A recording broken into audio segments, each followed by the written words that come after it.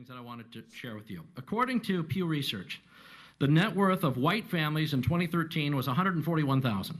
For black families, it was $11,000, even less than the $19,000 it was in 2007. According to economist Edward Wolf of the University of New York, excluding vehicles and other durables, the median black family worth is just $1,700, while 40% of black families have zero or negative wealth. White family worth, in terms of financial worth, is 69 times more than that of black families. Given this disparity, how can you argue that racism is not a driving factor in income inequality? Because it has nothing to do with race and everything to do with culture. And when you have a culture that doesn't, you know what, explain to me. You explain to me why black kids aren't graduating high school. Explain that one to me. Explain to me why black kids are shooting each other in rates significantly higher than whites are shooting each other. Explain to me why 13% of the population is responsible for 50% of the murder. Explain to me why the number of black kids in prison, not for innocent reasons, not for walking down the street and getting pulled into a prison, is so high. Explain, if it has nothing to do with culture, explain to me why the single motherhood rate in the black community jumped from 20% to 70% in the same course of time that the civil rights movement has made such tremendous strides. Is America more racist now than it was in 1960? And if it is, please explain to me how that happened.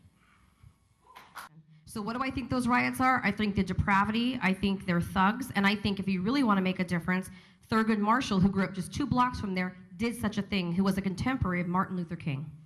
Did anybody answer the questions after he said, explain to me, explain to me, explain to me?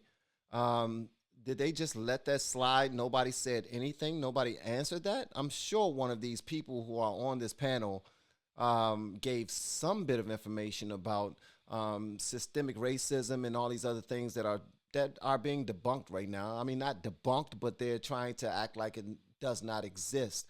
But again, van.hall, this guy right here, does not follow politics close enough because it gets on my damn nerves. And mostly everybody in politics have an agenda. So everybody, that depends on who has the most power, and whoever has the most power, that's whose message we will hear the loudest. So I don't like to really get into all this, but I can answer that from from my own level. But I won't for this, because I don't want to sound ignorant. I wish somebody else would have answered it, because that's ridiculous. Somebody could have at least broke that down.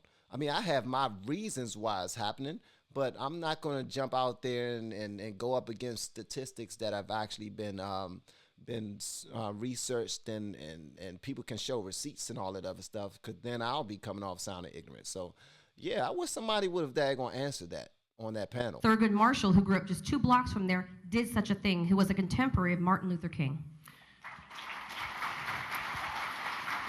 Now I'd like to skip over to Dr. Seacrest.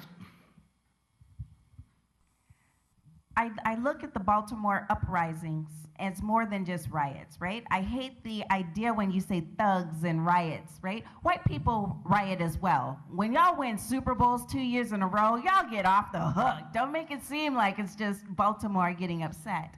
So my 30-second answer is, I feel the frustration of what's happening in the community, and I think it's a symptom. The uprisings are a symptom of a pressure that's been unaddressed for too long. I'm offended by the language of uprising applied to people who are breaking into other black people's stores and looting them.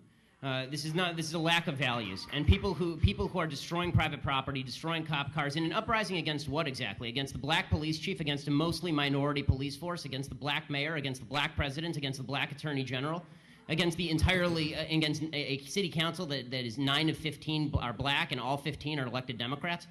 What is the uprising against? What is it seeking to achieve? I still don't see what exactly the riots are seeking to achieve. Bottom line is, this is all, it all could be. It's called pocketbook. And Ben Shapiro, for you to be as intelligent as you are, I know you already know that. It's called pocketbook.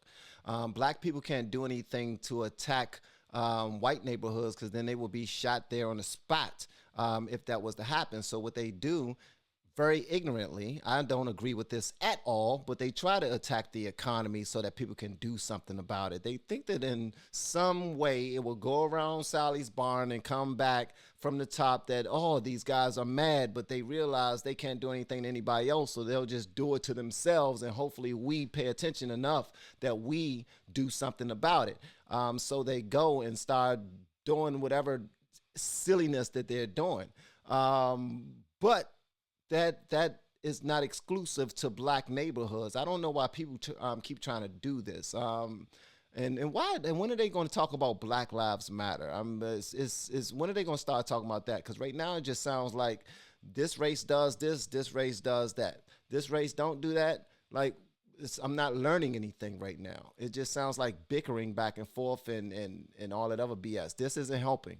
But if y'all are going to have a debate, have a damn debate. And why in the hell is this dude, black dude in a damn suit with his legs crossed and a scarf around his neck? Why are you not saying anything, bruh? If you're going, like, you look like you're intelligent, say something intelligent.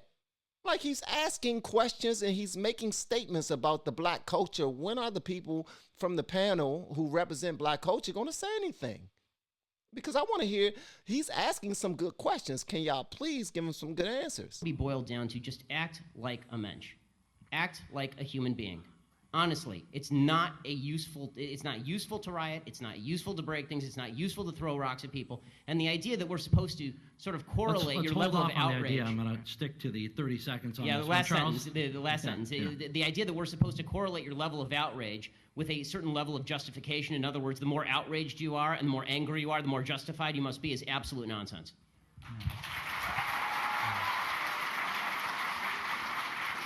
I agree. Then, since the Was dude about to say something in the scarf? Was he about to say, did he say anything of note? Why do they keep cutting him off?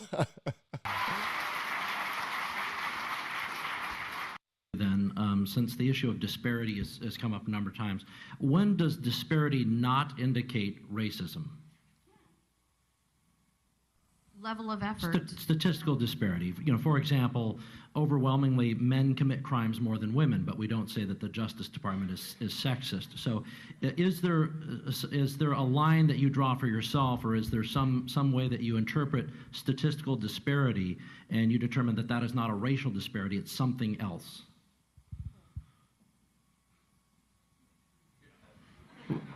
Well, we can return to it. That's okay too. Ben, do you want to? Yes. It's called evidence of racism. When there is no evidence of racism, it's probably not racism. When there is actual evidence of racism, it's probably racism. And the fact that everybody jumps... Okay, that's what?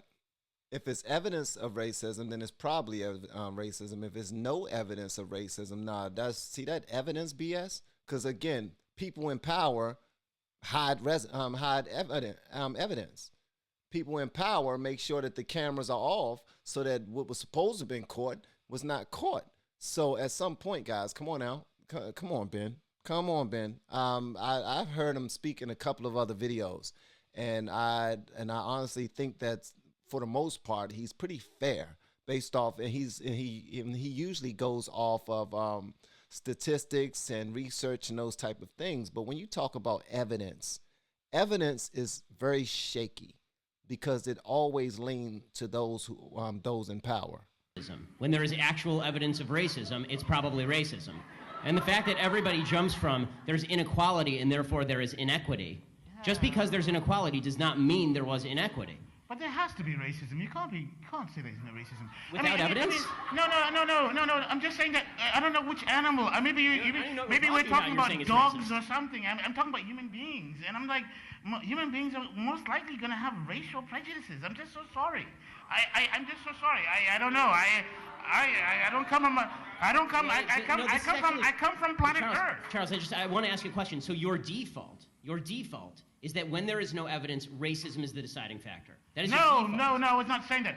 I'm just saying that you're going to have sexists, you're going to have racists, you're going to have all this stuff. I mean, I'm just saying that... I agree it exists, but the problem that I'm seeing, and this is the problem with the general conversation, is that there's no solution in simply saying there's racism out there.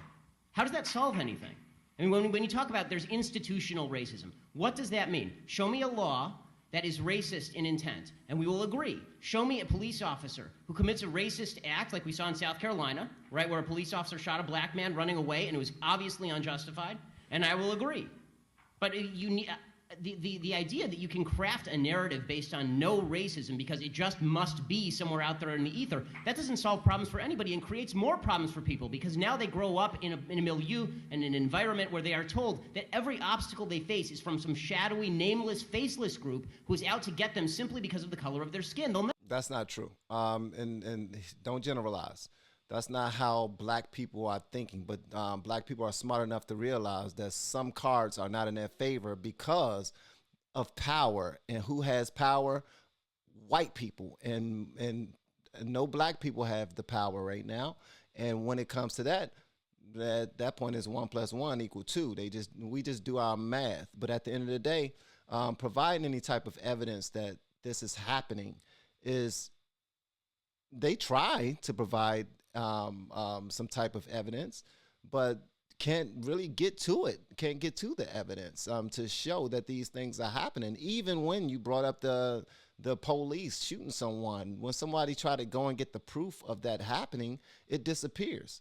When somebody tried to go and get proof of certain freedom fighters being snatched off the streets and disappearing, and next thing you know, they hung themselves inside of a jail cell, there's no proof of that either. That at first they was living their life, living beautifully, fighting for freedom for black people, and next thing you know, they're locked up with no evidence of them committing the crime, but then they commit suicide all of a sudden. And when somebody try to prove that what happened to them was not of their own doing, that evidence disappears and nobody is charged. So when these things continue to happen over and over and over and over again, they have to surmise that is something deeper than what they actually see. And sorry, but institutional racism is one of those things. Now, it might seem ignorant for me saying it, obviously, because I'm not one of them people who go and do all this research and whatnot. And what I hear pretty much in passing, because I try to duck and dodge these type of conversations. But it still sounds like every single person on this panel is, especially you, Mr. Shapiro, and I actually like what I've heard from you so far. But right now, dude, everything cannot be proven. And if you're thinking that way, you are just way off, man. I mean, you are way off. Like, I don't get it. I really don't get it, but I'm gonna still follow it and try to see what I can learn. It's from some shadowy, nameless, faceless group who's out to get them simply because of the color of their skin. They'll never succeed in that environment.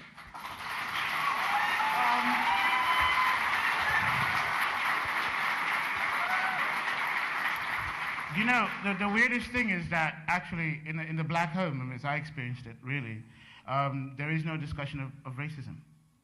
Racism actually is a discussion that you actually come out and you face in the public, because it's a real thing that you have to actually expect. I mean, if you're silly and you're foolish if you don't really think that that's going to be there and encountered in the real world. I'm sorry, this is just a fact of life. But if I'm at home and having dinner with my father or whatever, we don't go, oh my God, this society is so racist as I'm eating my steak, and you know what I mean? Oh, goodness gracious, oh, I can't bear it, my black skin's causing. I mean, no, we don't talk like that. Actually, we don't talk like that.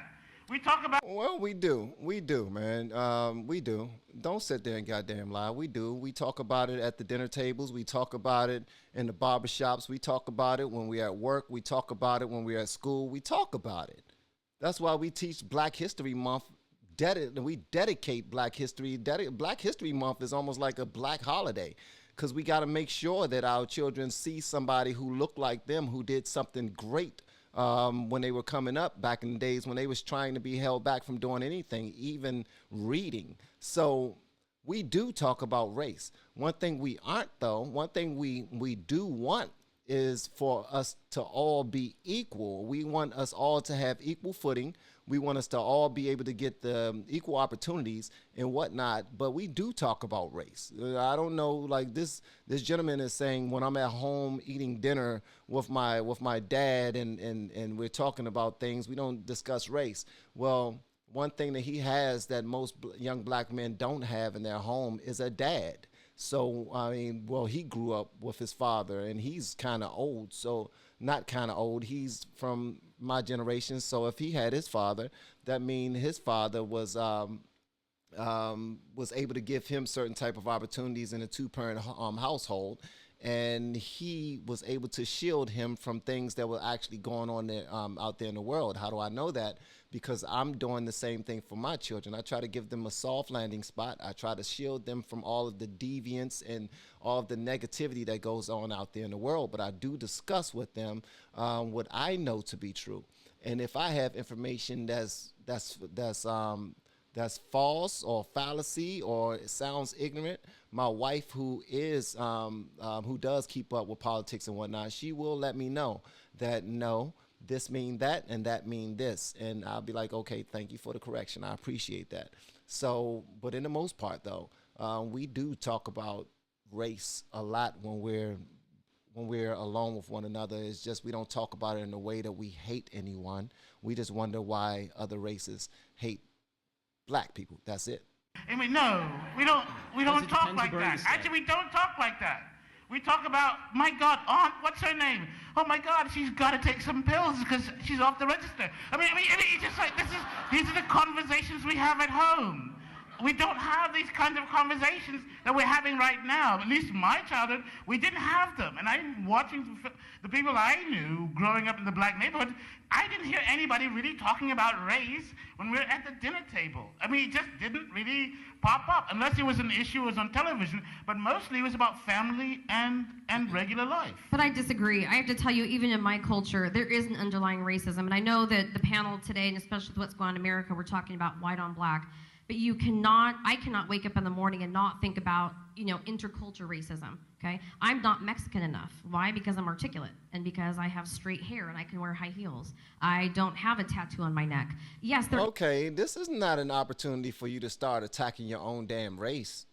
Come on now. They didn't even offer it up and your punk ass is starting to do it. You ain't got to do that. Let them ask you first. Let them ask you. Let them ask you first. Then you can talk about inter-racism and all that other intra-racism. You ain't got to talk about it if they don't ask you, sister.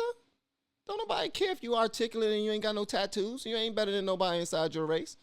I know some of you probably think that's how you measure it, and somebody in your race probably do measure it that way, but it's not so many that it's actually a thing. So come on, you ain't got to introduce that to the panel. There is a huge problem with racism, no matter if you're light-skinned or dark-skinned. Absolutely, there is intercultural racism. It's absolutely underlying. And while you may not talk about it, your grandmother will have the favorite grandkid if she's the lightest one with the good hair. Now, that is true, though.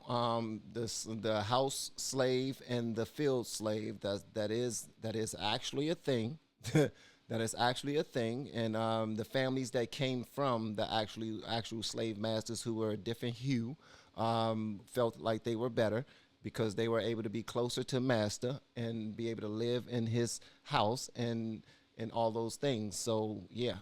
That becomes the favorite grandkid in our culture. And that's, unfortunately, even within our own cultures, we tend to look upon, the color of each other's skin and how much education we have. And if my uncle has done time in jail, which, he has, then he becomes more Mexican than I am. What is up with that? I mean, it's sad, but it's true. It's absolutely true. It's like I can't eat spicy picante sauce, so I'm not Mexican enough. It's true, in every culture, whether it's... Why are you complaining about being Mexican? Asian, black, Mexican. Don't talk about black. You just talk about Mexicans. You keep us up out of that. You just talking about all the negative stuff that have to do with your culture. You go ahead and have all that. While you may not have grown up talking about it over your, tea and toast... I mean, in my family, if you're not a doctor or a lawyer, you're not Jewish enough. You're not Jewish enough. It's true. So you did all that pooping on your own damn race just for Ben Shapiro to say something about if you're not a doctor or a lawyer, you're not Jewish enough. Notice that he said something about if you're not something positive or something big or something successful, then you're not Jewish enough. He didn't say anything about if you ain't got no tattoos on your neck or you ain't eating hot sauce or if you ain't arrested. So you need to pay attention to that, sister. You just helped. You did not help your people with that rant you just now gave. It's true. That part is true. This this entire time, I've been trying to think about your initial question about disparities. Are they automatically tied to race? And at first, I think all of us were stumped because we were trying to think of the instances. I do agree that they are separate, that they don't necessarily correlate within itself. There are disparities. NAACP, we are the experts inside of the nation of bringing in the racial lens for all of the work. No, they're not necessarily going hand in hand, or they're not necessarily tied to each other. So that's how I would answer it. No, they don't have to go together. My job as a civil rights attorney is to be able to make you see race at every given opportunity, but no, it's not present in each and every single disparity. To your second. What are the standards? What are the standards, the difference? I mean, you said that you want people to see race in every single issue. Where so it's present. Where it's present. Okay, so for instance, if we're what's talking, your standard as to where it's present? Absolutely. What's my, take something as simple as if we're talking about a disparity, say men and women. My job would be to show what does that look like when you have women from a different group, communities of color. What does it look like when we're talking about a woman who's working or stuck in a minimum wage job, not as a starter, but for her career? Right. No, I guess the what question does that I'm look asking like? more And so specifically. we bring in the racial dynamic of Right. how that affects. No, I understand that. The question that I'm asking is, when do you decide something racist has occurred? Racist? Yes. When can you decide that an act of racism has occurred? Because if you have just a statistical disparity, has an act of racism automatically occurred? That was David's basic question, I think. Right. There's obviously there might be there will be a disparate impact on different groups of people. That doesn't necessarily mean, I think what you're saying is, doesn't necessarily mean something racist is going on, even though there's a racial impact. So the question was about where do you draw the line between something that might have a racial impact but is not inherently racist. Yeah. Let me move on. I am so upset. I will say that. I'm so upset at the representation that was on that panel. For everybody to be trained in what they do, highly educated, being lawyers and all this other stuff. Ben Shapiro is a lawyer, and he was speaking way more than anybody else, and yeah, he pretty much did smack y'all down, and his title is true. He smacked them down with information that they could not debunk, they was not ready for. That conversation, they felt so uncomfortable that they were quiet, and that's an issue for me. And I wish that I was schooled enough. It almost makes me want to go more into these conversations just to learn more, just to see if I do feel the way that I actually do. If that makes any sense, man. And if anybody is offended by anything I say, I didn't mean to offend you. It's not my fault that you're offended. I didn't mean to offend you because I say everything that I say with good intent. But at the end of the day, I do have to hold myself accountable for saying things that are just outright ignorant. If I say something that's false, that's on me. I'll go do my research. I'm sure y'all will point out parts where I said something that made absolutely no sense, or you will point out things that that someone on the panel said that made sense that I might not have agreed with at the time, and I will learn it that way.